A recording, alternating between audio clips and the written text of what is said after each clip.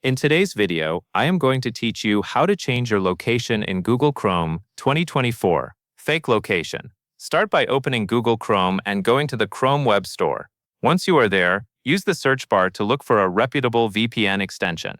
Some common examples include NordVPN, VPN Proxy Master, or Hide My IP. When choosing an extension, make sure it is from a provider you recognize and trust. This is important because VPN extensions can affect your browsing data, so it is always best to use a reliable service. After you find the VPN extension you want, click the Add to Chrome button.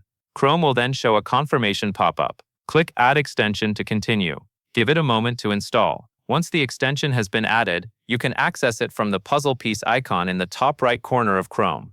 This is the Extensions menu, and it is where Chrome keeps your installed extensions.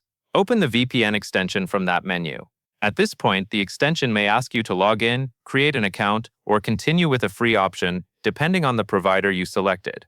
Follow the on-screen prompts until you reach the main dashboard of the extension. Next, choose the country or server location you want to use. This is the location that websites will see when your VPN is active.